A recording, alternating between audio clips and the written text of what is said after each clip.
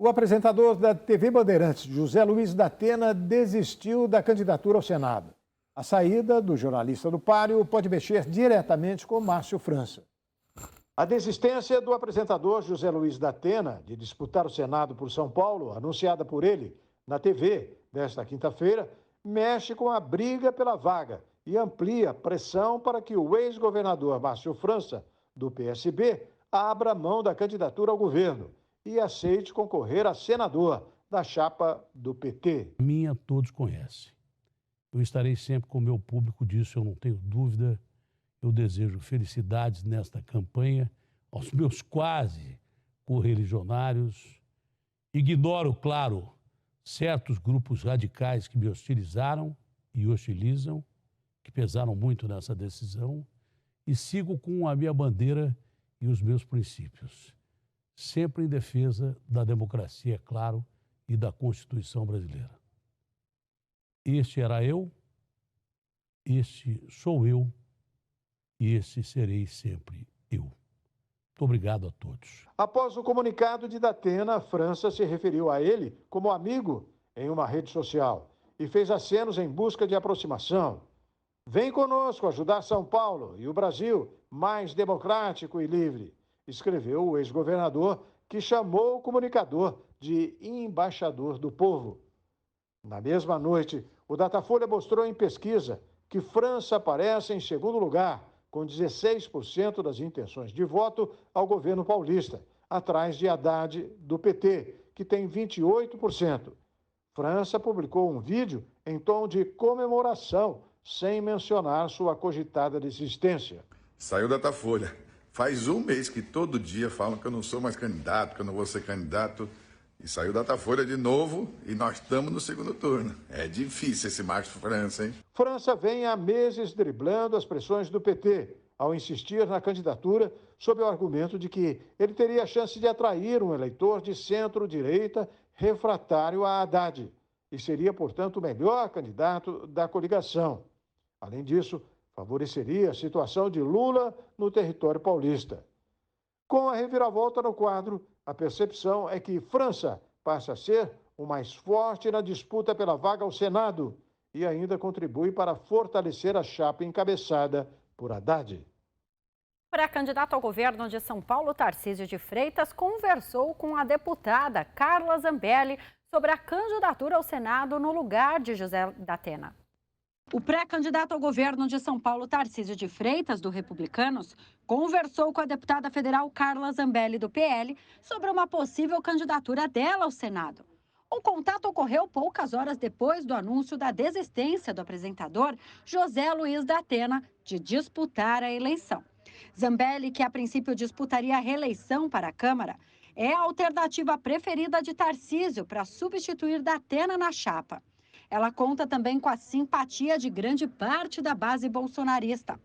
Outra possibilidade, também do agrado dos apoiadores do presidente Jair Bolsonaro, é o ex-ministro do Meio Ambiente, Ricardo Salles. Diversas postagens em redes sociais o incentivam a tentar o Senado em vez da Câmara. Além deles, estão no páreo o deputado federal Marco Feliciano, do PL, defendido por evangélicos, e o ex-presidente da Fiesp, Paulo Scaff, do Republicanos.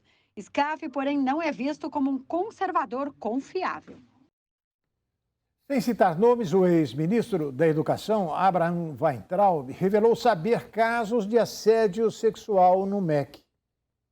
O ex-ministro da Educação e pré-candidato ao governo de São Paulo, Abraham Weintraub, falou em transmissão ao vivo nas redes sociais saber sobre os episódios de assédio sexual no MEC e afirmou ter desligado um funcionário com um comportamento esquisito.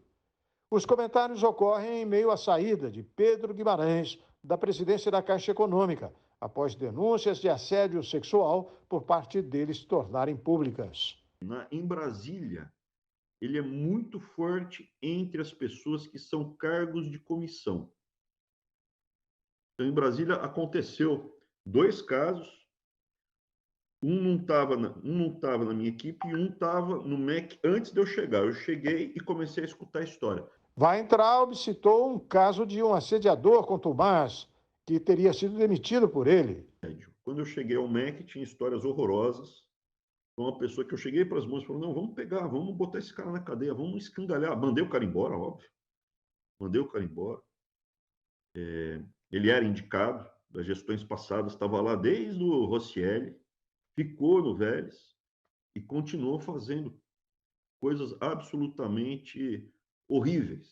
Não posso falar o nome dele porque eu poderia ser processado, mas eu falei no plenário ali que acabou a época daquele cara, falei o nome dele, depois de ter mandado embora ainda. Sobre Pedro Guimarães, o ex-ministro se absteve de comentar, pois afirmou não ter provas em mãos.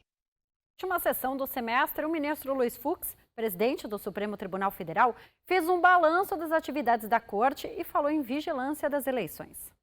O presidente do Supremo Tribunal Federal, o ministro Luiz Fux, encerrou nesta sexta-feira o semestre da corte. Em discurso durante a sessão extraordinária, ele fez balanço dos julgamentos e atividades e disse que o Supremo vai manter sua vigilância nas eleições.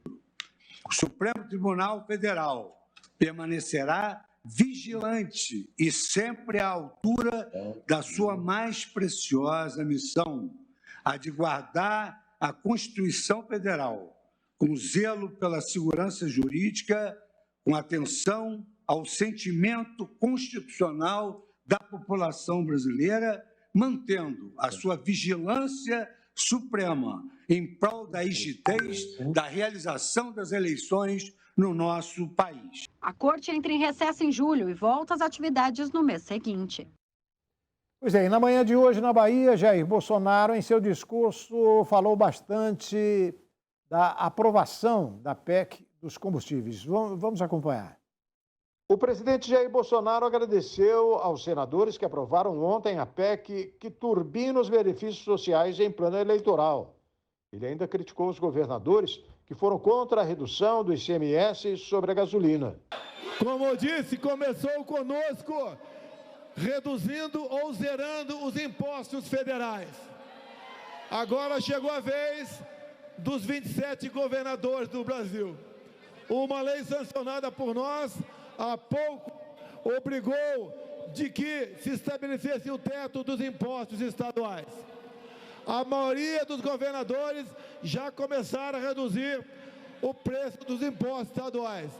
Infelizmente, os 9 governadores do Nordeste entraram na justiça contra a redução de impostos estaduais. Bolsonaro também disse que todos os senadores petistas votaram contra a baixa nos impostos. Vocês sabiam que lá no Senado, todos os senadores do PT votaram contra a redução dos impostos? Não é novidade para nós. Eles dizem que defendem o povo, mas na verdade se usam da população. Ontem no Senado Federal, eu quero cumprimentar os senadores. Ontem o Senado Federal majorou o valor do Auxílio Brasil de R$400 para R$600. Falando especificamente para o seu público que lotava a plateia, o chefe do executivo voltou a falar sobre valores conservadores de seu governo. O nosso governo está em sintonia com o povo brasileiro. Nós somos contra o aborto. Nós somos contra a liberação das drogas. Somos contra a ideologia de gênero.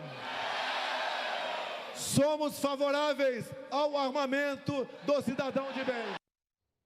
E daqui a pouco, o governo exonera Braga Neto e abre caminho para general ser vice de Bolsonaro. E o estado de São Paulo anuncia novo centro de transplantes de medula óssea no Instituto do Câncer. O RB Notícias volta daqui a pouquinho, depois do intervalo. Até já.